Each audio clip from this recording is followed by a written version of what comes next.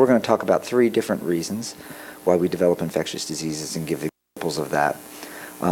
Dr. Kirk is going to present the first case and discuss it a little bit along with a question. Thank you.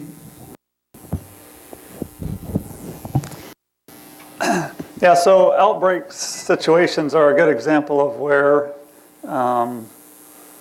often we hear about them from physicians who really think beyond their patient. So they're seeing someone sick, but they think, you know, this could be something bigger. Maybe it could be the index for some larger outbreak. So this happened just recently here in this region.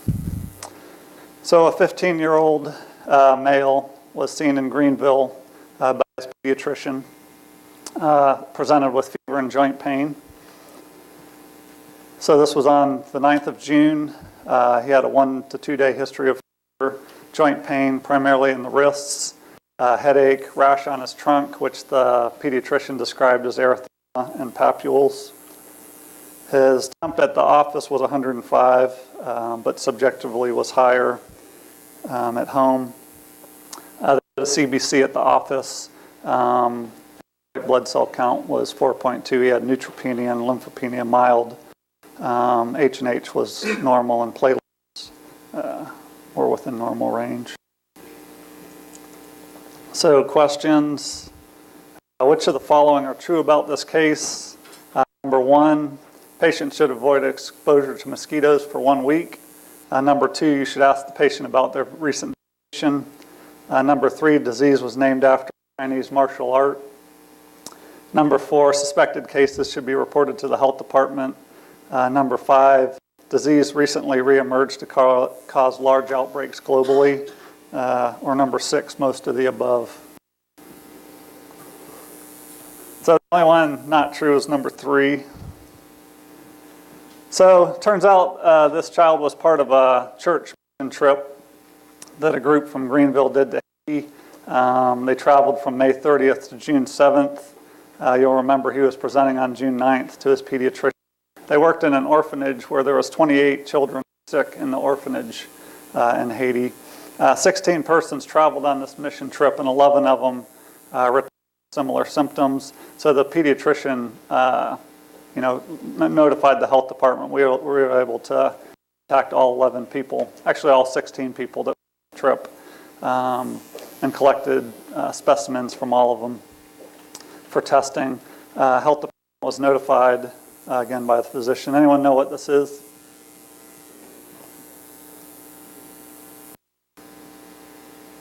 I think I heard it. Huh?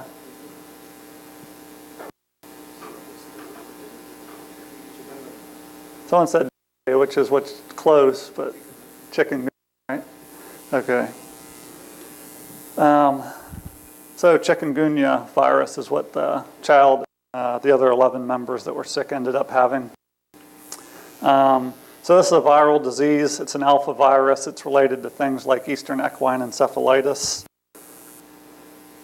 First described in 1952, which is where it gets its name. First recognized outbreak was in Tanzania. They think that it's probably been around since the 1700s. And actually there's some think it's caused outbreak in the U.S. in the early 1800s from descriptions of disease outbreaks on the southeast coast of the U.S. So the name is in a local Tanzanian language, means that which bends, because it causes arthritis, causes people to bend over and with the joint pain. So it's been around since the 1950s that we know about, and it's kind of reemerged in 2004. It had been kind of quiet for a while, and then in 2004 started causing large outbreaks around the Indian Ocean. India, had hundreds of thousands of cases. In late 2013, for the first time, it came to the Western Hemisphere. We had some cases in the Western Hemisphere from travelers, but now local transmission within the Western Hemisphere and Caribbean islands, including Haiti. So this is the distribution. So you'll see there's Haiti, but islands in the Caribbean since about October of last year have been reporting outbreaks. And chikungunya tends to cause large outbreaks. It spreads very easily. The attack rate is very high. The viremia is very high, and mosquitoes transmit it very easily. So chikungunya in Tennessee, as of July 14th, there was 37 cases of people that traveled to the Caribbean and came to Tennessee with symptoms consistent with chikungunya. 8 have been lab confirmed so far. The state health department can't do the testing. It has to be CDC. And there's so many cases around the country of people returning from the Caribbean right now that there's a huge backlog, and they can't. So they're just testing, a couple specimens from state or from each outbreak group just to confirm what it is. Public health in Tennessee, we have a protocol for chikungunya. We have to contact every patient to make sure that they avoid mosquito exposure from 1 week. The problem is they can come back viremic with it. If they get bit by a mosquito and it bites someone else, about 75% of the time it will get transmitted to the other person. So it's a very high attack rate. So with a couple of the kids from this group in Greenville, by the time we heard about it, they had already shipped off to summer camp, where they're with a bunch of other kids in mosquito-infested tents and things like that. So we had to actually, call camps in the middle of the night and have the parents pick them up and bring them back home to make sure they stayed isolated. So far, there's been no documented local transmission in Tennessee. So transmission modes, primarily transmitted by Aedes mosquitoes. So Aedes aegypti, which transmits dengue and yellow fever, and then Aedes albopictus, which is the Asian tiger mosquito. Both of these are daytime biters, so it's not just at dusk and dawn that you're at risk, because they're flying around and will bite at all times. These mosquitoes you can recognize because of those white bands on the legs. Humans are the primary host, so it's not like West Nile virus where birds are the primary host and humans are the dead-end host. Bloodborne transmission is possible. There have been instances where laboratory personnel or healthcare workers get it from work-associated exposures. There's rare in utero and intrapartum transmission. So far has not been found to be transmitted breast milk. So signs and symptoms, incubation period is about 3 to 7 days. Typically fever, polyarthralgia, usually bilateral and symmetric, headache, myalgia, arthritis, conjunctivitis, nausea and vomiting, and a maculopapular rash. I saw one of the patients at the Greenville Health Department, and the guy looked pretty miserable. He had swollen wrists, rash, his eyes were all injected. Felt pretty bad. So laboratory findings can include lymphopenia, thrombocytopenia, sometimes some kidney and liver involvement. Complications. Fortunately, it typically resolves in 7 days, although patients feel pretty bad. Some patients will have a relapse of the rheumatologic illness, and they say that the arthritis in some cases can last up to years after the episode. Some other more severe complications rarely, like myocarditis, meningoencephalitis, even hemorrhage, similar to dengue. So persons at risk for severe disease, really not much of a surprise. Neonates, older adults, kind of similar to what you would see with influenza or a lot of other infectious diseases. So fortunately, mortality is rare, occurs mostly in older adults. The main thing on the differential to think about is dengue. They're targeted by the same mosquitoes. They occur in the same areas, so sometimes the viruses are circulating in the same places. But dengue, of course, has potential hemorrhagic complications more commonly than chikungunya. So it's important to make sure dengue. Also dengue, there are some World Health Organization protocols for treating dengue, although there's not a specific viral treatment for dengue. There is a protocol to monitor for and treat hemorrhagic complications of dengue. So the main thing and the is make sure it's not dengue. So testing for chikungunya, right now the CDC, our state lab can't test, but hopefully we'll be able to. The CDC can test. There's at least one commercial laboratory. I think I saw that I think it was LabCorp can do a IG antibody, which you have to wait for a convalescent serum to be positive, so it may or may not be helpful when you're trying to treat the patient. But I think the main thing would be test for dengue and try to rule that in. Treatment, again, there's no specific antiviral treatment. Pain, you just treat symptomatically with corticosteroids or NSAIDs. The main thing really is isolating the person, make sure they're isolated against mosquito exposure for one after the onset of illness to prevent local transmission. And report suspected cases to the health department. So health department can facilitate testing for chikungunya. We also will contact the patient and make sure they are isolated from mosquitoes. We actually go out to the house, and try to help the people, the family members get rid of mosquito habitat and things like that around the house. So one question is, spread, and will it start spreading locally within the U.S.?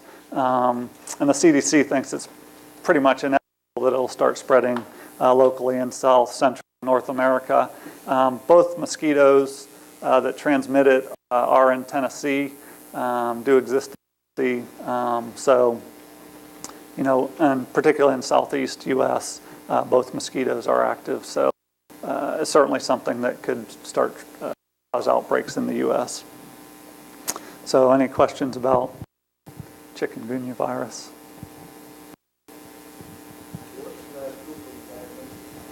I'm sorry?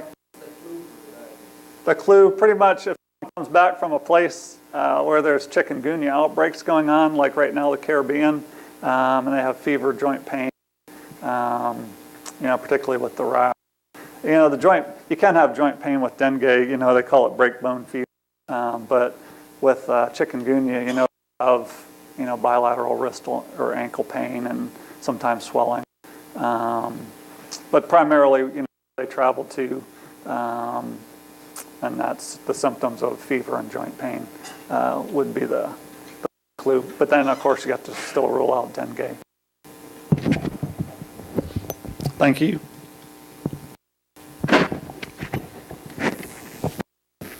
And while there have been no local cases here, there have been local cases in Florida just recently reported.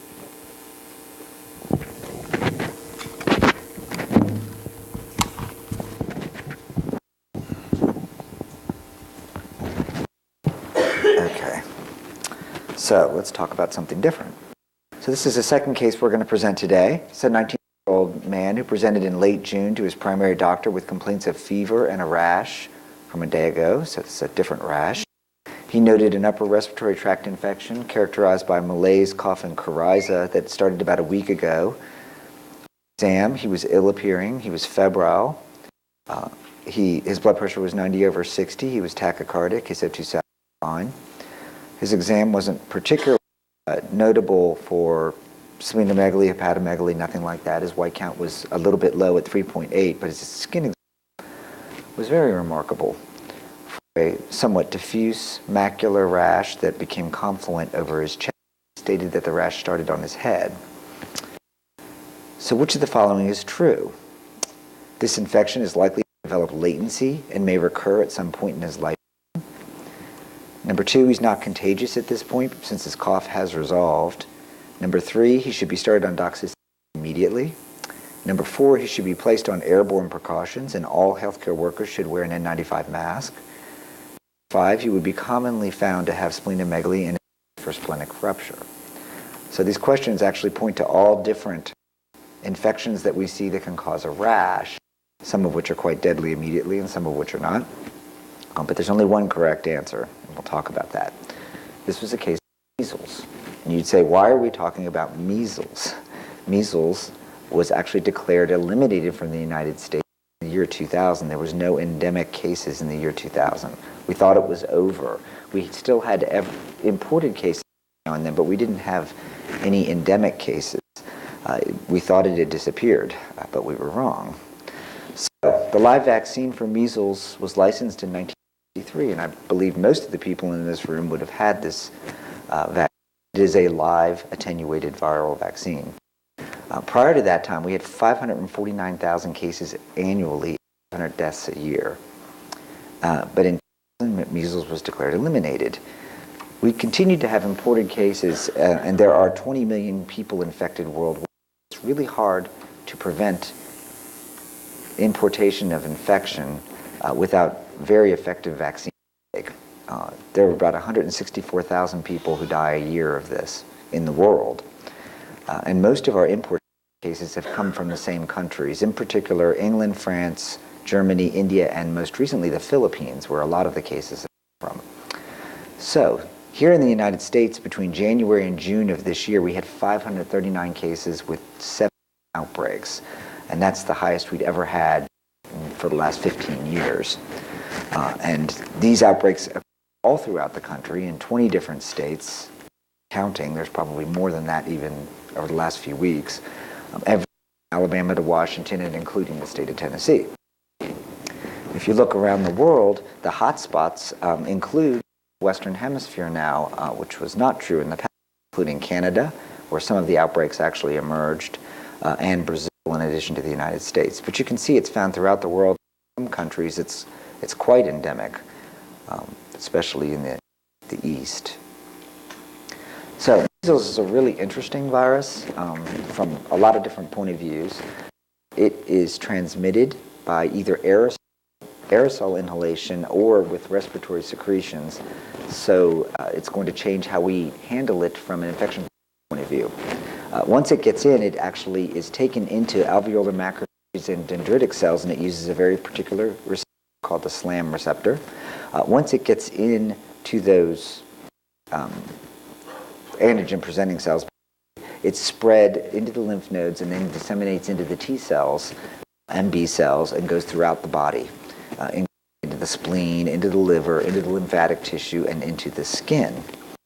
It's also able to get into respiratory epithelium through a different receptor, and that's how we can transmit it respiratorily, and gives you a lot of the early symptoms, which seem a lot kind of like a cold, with this coryza cough kind of presentation. But once it's in the skin, there is, it involves capillary endothelial cells, there's immune complex formation, and that's what gives you the rash. So the rash is delayed from the presentation of the respiratory infection. So they will present with the 3 C's. We learned this in medical school long ago, the cough, coryza, and conjunctivitis, and they may have a pathognomonic enanthem, which are the spots, and I'll show you what they look like, and those are in the mouth. They'll almost always have fever, much more than you might see with just a common cold or fever. It's followed by the maculopapular rash from 7 to 21 days after exposure. The rash spreads from the head to the trunk, and they are infectious from 4 days before to 4 days after the rash. So they're infectious for quite a while. Complications, there are a lot of complications, and in the past we were very familiar with these. They include otitis, pneumonias, bronchitis, acute encephalitis, leading to pretty significant mental problems down the road in terms of developmental delays when you get acute encephalitis. So it was major causes of developmental delays in the past. 1 to 2 out of 1,000 will die from either respiratory or neurological complications. There is a very rare complication that I don't know that you all need to know, the infectious disease people do, called subacute panencephalitis. That's a fatal neurodegenerative disease that occurs on the road, and it's characterized by intellectual deterioration and seizures after having measles. We really don't see SLE much anymore. This is examples of the rash. You can see it's macular to maculopapular. It's often confluent in the skin. It usually involves the body, to be honest. Or you can see it's very prominent on the face and chest. Koplik spots are noted in the, I don't know if this works, here, white plaques in the oral mucosa, which are supposed to be pathognomonic of measles. They will often occur earlier before the rash. It's an enanthem. So who are at risk for getting measles? Infants and children aged less than 5 years, particularly those that are unimmunized. Adults who are older than 20 will have more likely to have complications, and then pregnant women. Obviously, immunocompromised hosts do worse, including people with HIV and leukemics. Those are the people to worry about. Transmission, it is incredibly infectious. 9 of 10 susceptible individuals with disease with close contact. It's almost impossible to avoid this if you have a family with it. It's transmitted by direct with droplets or airborne spread when a person breathes or sneezes, and it's infected on surfaces for up to 2 hours. The diagnosis is based on clinical grounds, supported usually by serologic testing. There's a measles-specific IgM antibody, but also a measles RNA by real-time PCR that you can do from serum or throat sample. How do we manage measles? Well, we don't have a treatment for it. They need to be isolated for 4 days after the rash occurs. Airborne precautions in healthcare setting, and that's unusual for us. You know, we don't have that many things that we put in airborne precautions. We have lots of things that we put in respiratory isolation, where you have to wear a mask, a typical mask. But when you have to wear a 95 mask, you're usually thinking of something like tuberculosis. And this is the same kind of isolation because of its infectivity. All healthcare workers should wear N95 masks. There's no treatment available, and medical care is completely supportive. So the answer is really prevention, right? And this should be pretty easy to prevent. MMR vaccine can be used for children aged 8 months to 12 years with a second dose at age 4 to 6. This is quite vaccine amenable. Children and teens that are traveling in can get kind of catch-up doses. You can still give them 2 doses, just them about a month apart. Susceptible college and graduate students also get 2 doses of MMR, second of which is at least 28 days after the first. MMR does not come separately. That's measles, mumps, rubella. I can't get measles alone. I get the whole package. They don't make it alone. They do make it with varicella vaccine, MMRV, for kids. They do make a combination. Adults born after 1957 have to get a dose at least of MMR. And 1 dose is pretty effective, about 93% protective. 2 doses, about 97%. Almost everybody responds.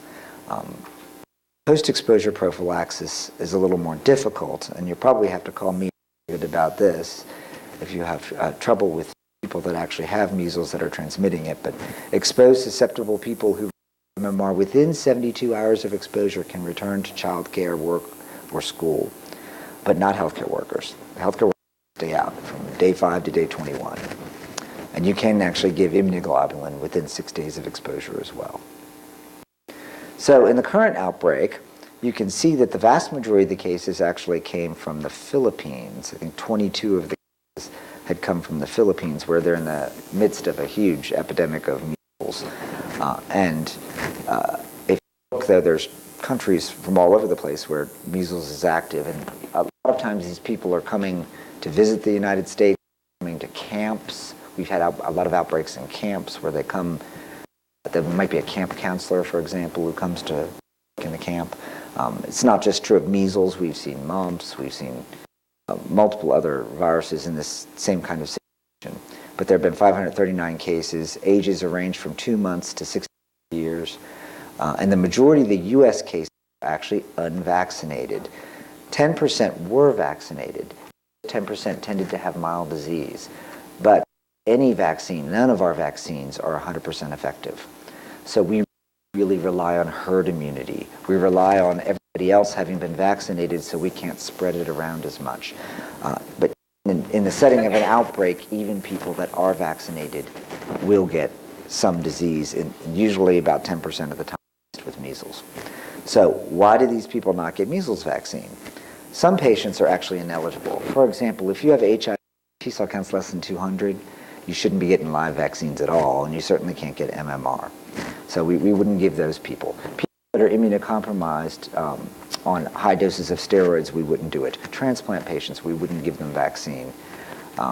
Some of our more people that are on some of our new biologics, for example, for rheumatoid arthritis, we might not do that because their T cell function isn't very good. But that's kind of unusual. The major reason we see people not getting measles vaccine has been for philosophical or religious beliefs. They just don't want their kids to get it. And that they're suffering from the consequences of these old diseases, which are actually quite severe. And there's a reason we spent a lot of time getting vaccines for these diseases. They can be quite bad and very, very infectious. So until we get over that problem with philosophical and religious beliefs that are against vaccines, I think we're going to continue outbreaks. And it's going to affect people even who are immunized. So that's measles. I want to move on to a very different infection with similar ramifications. 58-year-old. A rough day.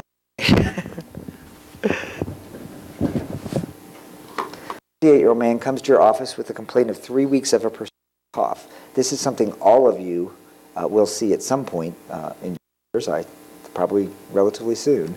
He did not have fevers, chills, or night sweats, but had been sleeping poorly and had been having rib pain from coughing. His only sick contact was a grandchild with a long cough 6 weeks ago.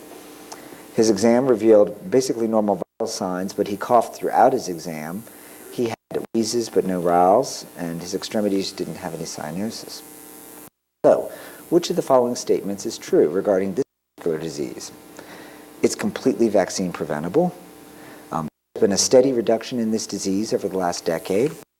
All close contacts exposed to this disease should receive antibiotics, regardless of whether they've received immunizations to prevent it.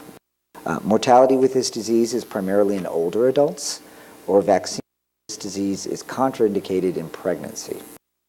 And we'll go over all of these questions because this is very prominently featured on your boards. This is whooping cough, or pertussis. And pertussis is probably a lot more common than we think. I don't think our testing for it is not particularly good, and we're not very aggressive about testing for it. But in the early 20th century, pertussis was universally acquired by school age and killed 1 in every 10 cases. That's a lot. A lot of infant death from pertussis, more than polio and measles combined. Very, very, very bad disease in infants. Naturally acquired immunity wanes substantially in 7 to 20 years, and epidemics are cyclic, and they occur about every 5 years. The whole cell vaccine, which most of kind of the older ones in the audience here got, was replaced by an acellular vaccine in 1997. There were some significant side effects with the shot, especially local side effects. They had a lot of swelling with it. So they came up with an acellular vaccine to reduce the side effects. But since that time, adolescent cases have increased dramatically, especially in the early 2000s, but over the last 3 or 4 years, we've seen huge amounts of adolescents getting it, and that's very unusual for pertussis. So there's something going on, and I'll discuss that later on, that's different compared to pertussis over the last, say, 20 or 30 years. So in 2010 and 2012, large numbers of children ages 7 to 10 years became infected quite suddenly. The vast majority were actually immunized. This is not a situation of a poor uptake by the vaccine. This is an example of a vaccine that's not particularly good. So it was thought to be that the use of the acellular vaccine in these birth cohorts dating back to the mid-90s ended up with waning immunity, even despite recent boosters. Some of these people had actually been boosted even a year before and still developed pertussis. So I think that we're having a little bit of trouble with this acellular vaccine. A large case control trial from California suggested that the receipt of 5 doses of Tdap was 98% protective, but only for a year.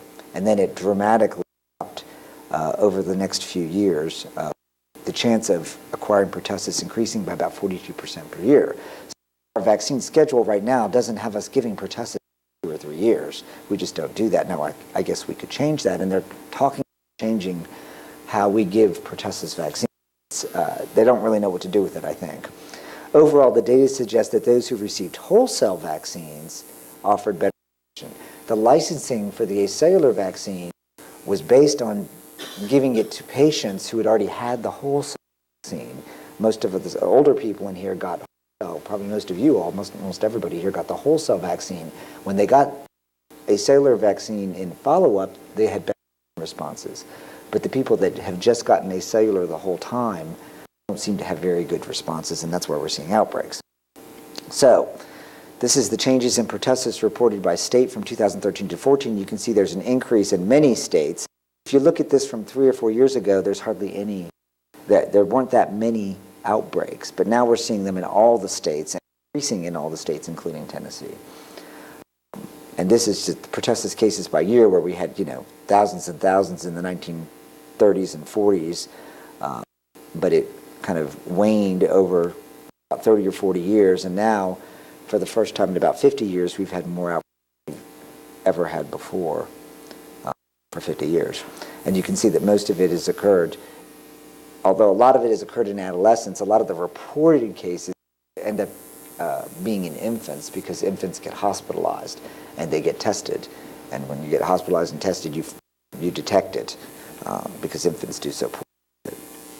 So in the pre-vaccination era, before we vaccinated, there was a high mortality for the infants.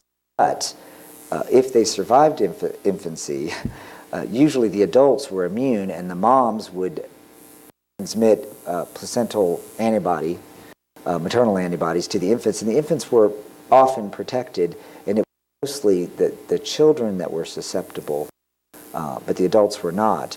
In the vaccination era, which you see on the bottom, the kids are supposed to be immune, but what's happening is they're getting waning vaccine immunity in adults. They're transmitting it to adults, who then transmit it to infants. So it's a different kind of paradigm we saw 50 or 60 years ago.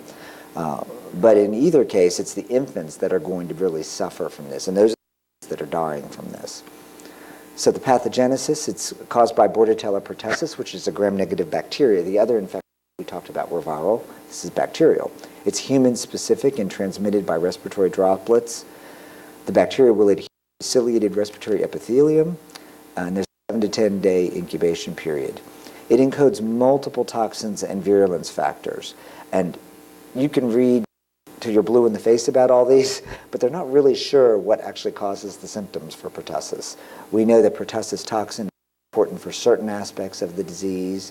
For example, the dramatic lymphocytosis that infants might get, pertussis toxin is important for that. Sometimes patients can get hypoglycemia in babies, that's pertussis toxin. But what actually causes people to cough, they're not really sure. But all of these things are involved in its pathogenesis, adherence, and they're all controlled at one key locus, which is this BVGAS locus. Pertussis toxin is a two-part. It's got an alpha and a beta subunit. One of the subunits allows entry into the cell, which is the beta pentamer, and then the alpha subunit eventually makes its way to a heterotrimeric G protein where it ADP ribosylates it. And none of you all really care about this. I spent 5 years in the lab studying ADP ribosylation, so I don't care about it anymore either. But it's a very fundamental activity of our toxins. They're able to somehow modify a target protein, in this case a heterotrimeric G protein, and in this case it's able to shut off its inhibitory effect, which increases adenylate cyclase, cyclic AMP up, and that's toxic to cells. There are lots and lots of toxin-mediated diseases you're going to have to know about. For example, C. difficile, which does not ADP ribosylate, it usually glucosylates G proteins. They all have very similar mechanisms. Cholera toxin does a very similar kind of thing. So you might as well kind of learn the mechanism because it's going to be commonly seen. In any case, this increased cyclic AMP ultimately is toxic to cells and affects in particular their immune response to the bacteria. They're not able to clear it as well as they should be able to clear it. Adenylate cyclase toxin is also involved in increasing cyclic AMP. So in terms of what they present with, there are 3 stages to pertussis. The first stage is the catarrhal phase, where they primarily just have a runny nose and fever, but they're incredibly contagious. You may just think they have a cold, but they have pertussis. The second phase is the paroxysmal phase, and it is very prolonged, often for 2 to 3 months of cough. So numerous rapid coughs followed by whooping, and I'm going to see if this actually works because I wanted to see if you all can actually see what this sounds like. I don't know if the sound will work on here, but some of you may not have heard what whooping sounds like. This will not work. Yeah, good try. But you can look this up, and you can hear what whooping sounds like. And the adults do that too. They don't whoop as much, but they definitely will have persistent cough and wheezing, and it's quite paroxysmal. And if you look at people that have coughs that last more than 2 to 3 weeks, there's a high incidence of pertussis. So the convalescent stage, which is the last few weeks where their cough starts to fade. There have had people that have had coughs for as many as 2 or 3 years after pertussis. So it's a bad infection. In terms of its complications, death and severe morbidity are more common in infants. 80% of infants under are hospitalized, with a case fatality 7 per 1,000 cases. A lot of them will experience apnea and pneumonia, and some of them will have seizures. It can disseminate into the lungs and cause a necrotizing colitis and hemorrhage.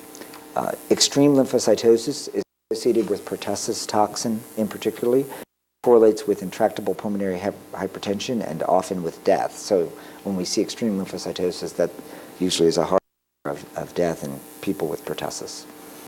How do we diagnose it? I think this is part of the problem with this disease. It's not particularly easy to diagnose it. You have to send a nasopharyngeal swab or aspirate for culture or PCR, and our culture techniques aren't particularly great for this. The culture is best during the first 2 weeks of the cough. PCR is best during 3 weeks. After that, it kind of starts to fade off and it becomes difficult to diagnose. And sometimes we'll even have to go to serology. And that's really not good, relatively speaking. So you want to try to get them within the first 3 weeks if at all possible. And when they're talking about a nasopharyngeal swab, if you look at the pictures for this, they're looking for a very deep swab. I mean, it's way into the nasopharynx. It's not just swabbing the nose for whooping cough. Treatment, and this is something you need to understand for your boards. It's not been shown to shorten duration of the illness unless started within the first 2 weeks. It does appear to contribute to eradication, though, and to infectivity, so it's worth treating anybody who has this. A Cochrane review found that treatment for the cough, all the different kind of extra things we do to prevent these coughs, none of them really work. They've used diphenhydramine, dexamethasone, salbutamol. None of these things really work in terms of preventing the cough. They're kind of stuck with it. In terms of the treatment, the ones you're going to need to know are primarily for the adults down here, is that this is usually macrolide based. So we use azithromycin or clarithromycin. We almost never use erythromycin. Given patients erythromycin, they will not like you. It's very hard on the stomach. But azithromycin can be given clarithromycin, and usually for somewhere around a week of treatment. If you are allergic, this is odd, but if you are allergic, you need to know that you give for this, trimethoprim sulfa. That's most people don't know that, and it is the kind of thing they might expect you to know on the boards. That's a weird kind of thing that's a weird use of, that's one of the ones that situations where we would use Bactrim. Pertussis. In terms of prevention, post-exposure prophylaxis, this is also weird about pertussis. All exposures should be treated whether or not they've been vaccinated. And I'm not sure any other disease that we do that for, where it doesn't matter even if you got vaccinated, if you're supposed to be immune, we still treat you because the vaccine is so not very good. Symptomatic workers should be excluded from work until 5 days after initiating therapy, regardless of their vaccine status. And the current vaccine recommendations that were added within the last year, I definitely need to know this. Pregnant women should receive Tdap during pregnancy, between the weeks 27 and 6 weeks. They're trying to be able to develop maternal antibodies so that they can transmit that to the infants. And that's a new recommendation. Pregnant women get it. And recommendations now state that all adults should receive at least a single booster administration of the Tdap vaccine. But if you looked in 2011, 13% of adults were covered with Tdap and 20% of healthcare workers. So we're not getting great vaccine uptake for a vaccine that's very good anyways. So I think continue to have problems with pertussis. I think it's probably a lot more common. We don't go chasing it down, but I think it's quite a common disease. I think people may just have a prolonged cough from a viral disease or from some other process, but try to think of it now when you see prolonged cough. Some of the concerns I have about the acellular vaccine arise from this data, which was published recently. So we started the acellular vaccine booster in the early 2000s and went to all acellular in 2005. But if you look at the outbreaks, they started before then, even before the acellular vaccine booster. And the concern is that looking actually at the bacteria itself, they were starting to see antigenic divergence and increased toxin production before the acellular vaccine. So it's possible that we're not just dealing with a kind of mediocre vaccine, we're also dealing with a bacteria that's changing and adapting to the vaccine. And if that's the case, we're probably in a lot more trouble than we think. So it's probably not just the vaccine. Come up with better vaccines. We're going to have to come up with vaccines if there's antigenic divergence, if we're not able to come up with a great target. So I think that's the focus over the next 5 to 10 years is figuring out what's really going on with these outbreaks. It may not just be a mediocre vaccine. It could be that the bacteria is changing, and that is hardly unusual for infectious diseases. And in particular, bacteria. They're quite good at changing and adapting to our strategies to avoid them. So let's just go back to these questions. Dr. Kirschke already told you that most of those questions, the disease is not named after Chinese martial art, though, right? It's a Hong name. It's an African name. It's not a Chinese name. So for the measles case, number one, the infection is likely to develop latency and may recur. That's talking about varicella. Obviously, this is not chicken pox. I hope you would not think that this rash looked like a chickenpox vaccine. It's a chickenpox rash. That's not a chickenpox rash. Number two, he's not contagious at this point. He absolutely was contagious. He should be started on doxycycline. That's for Rocky Mountain spotted fever, which he did not have. Number five, he would be found to have splenomegaly and is at risk for splenic rupture. What is that one? MANA, right. It's Epstein-Barr virus, which is well known. That number one cause of splenic rupture, spontaneous rupture, is Epstein-Barr virus. So whenever you see splenic rupture, they're probably looking for EBV. In terms of pertussis, this disease is vaccine preventable. Obviously not true. There's been a steady reduction in the disease. That's obviously not true. Mortality with the disease is primarily in older disease. It's in children and it's in infants. And the vaccine for this disease is contraindicated in pregnancy. That's clearly not true. It's indicated in pregnancy to increase body to the infant. So the answer for this one was that all close contacts exposed to the disease should receive antibiotics, regardless of whether they have received immunization to prevent it. So that's three outbreaks that I think you possibly could see. Certainly you'll see pertussis. You might see measles the way it's been going more recently. And I suspect chikungunya will be a major problem in the United States. I don't think it's going to be a minor one. It's going to be a major one if it continues to be transmitted in Florida. I think it's going to be hard because we have those same mosquitoes everywhere in the United States, and these patients have very high viremias. So it's going to be hard to prevent that kind of disease. So if there are any questions, I'd be happy to take them now. Yeah. I'm particularly interested in pertussis because I got it myself in 2004 and it was horrible. I got it in early November and I was finally getting over it by April. So I'm always cognizant of any status for patients.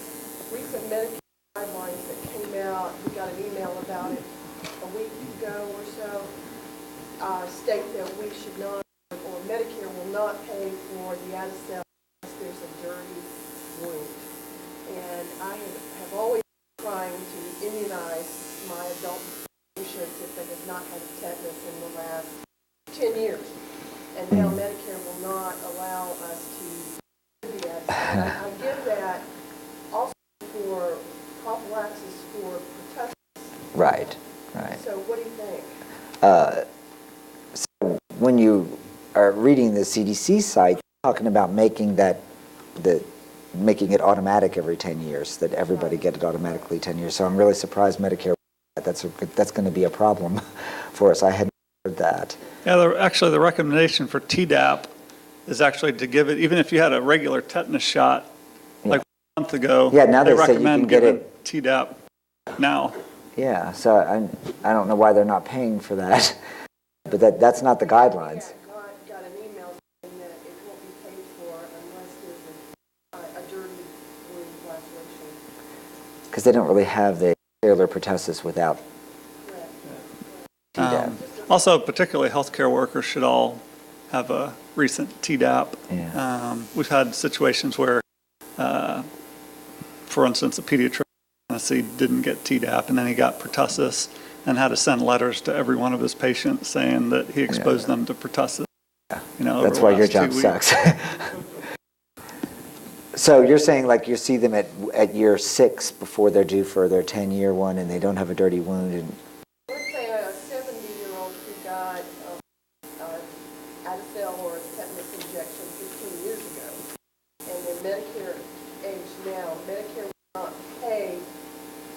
If I see them at a preventive visit and I see that they have not had an Adacel in the last 10 years and want to give them an Adacel, Medicare won't pay for that unless they come in with a dirty wound. boy, that's a problem. That's wrong. So. Yeah, that's wrong. Yeah, I don't, because the vaccine schedule calls for everybody over the age of 65 to have at least one. Exactly. So if they had it before then, if they haven't had it at 64, and all adults are supposed to have it, so. And they're seriously talking about making it every 10 years automatically just to try to boost our coverage because it's been such a. Thanks, I just wanted your thoughts on that. That's a problem. And some other questions? What, Chief first? I think. Is the Omicron vaccine contraindicated? We generally don't give it during pregnancy. We would be most worried about the later stage. We generally don't give live vaccines like that during pregnancy. Yeah, I think the recommendation is to give it right after delivery. Yeah. If the one, I think the recommendation is, sorry, I'm speaking close enough, to give it right after delivery. We don't generally give most of our live vaccines during pregnancy because it is considered an immunocompromised state. I'm just curious about the middle case of the 19-year-old with measles. Had he been vaccinated? Was he, He had been vaccinated. So now there was a problem between 1963 and 1967 where they were giving vaccine no good. It was basically instead of a live vaccine, and the people that were born between 1963 and 1967, like me, not have adequate vaccine, and most of us actually went on to have measles because I had real natural. And natural measles is actually much more protective. If you look at lots of cohort studies, natural measles is much more protective. For example, it's lifelong immunity, and the mothers go on to transmit very high levels of protective antibody to their infants. So. what about pertussis and natural infection? It's not lifelong. It lasts 7 to 20 years. So you definitely can get pertussis again. But Medicare won't pay for your... You better get it before you get on Medicare. But that's a long time from now, Becky. Yeah, actually, I just wanted to make a comment too that all of these diseases, if you have a patient you suspect, you should contact health department immediately because we have to go out and find out all the contacts of all the patients and deal with post-exposure prophylaxis for this and with measles, make sure people are isolated and quarantined and things like that. And a lot of times it's a clinical diagnosis. Some of this may be a clinical diagnosis. The laboratory is required to report many of these, but if you don't have a laboratory confirmation, it won't get reported unless you tell us. Now, chikungunya, I think, isn't that the one that's not technically reportable? Yeah, it's not reportable. Any suspected outbreak or disease of public health importance is reportable. It's reportable, yeah. Can you comment on reporting when you have a suspicious case of one of these? What's the simplest way to Well, usually what happens is they call one of us, and I call David and let him know. since I have his cell phone number. That's the one way to do it. Lab will often report it, but if you can contact us, or we can get the health department's number. Yeah, just the local health department. Often infection preventionists are in contact with us every day. So if it's a hospitalized patient, I would contact It's more infection difficult when it's in the control. clinic. If it's in the clinic, you should probably just call one of us, which is usually what they do. So somebody calls me or Jim or Paras or one of us. Maybe the pathogenesis and chikungunya. Excuse me? The pathogenesis of kidney? I don't think we know a huge amount about it. It's very typical for these kind of viruses. It's a disseminated viral infection with viremia, leading to leukopenia, neutropenia, the typical kind of thing we see with viral infections. I don't know what the virulence for it are. I don't think it's been particularly well studied. It will be now, because it's all over the world. And he talked about the arthritis, but that arthritis is incredibly debilitating in some patients and very prolonged. Real problem on the Indian subcontinent. Thank you. Thank you.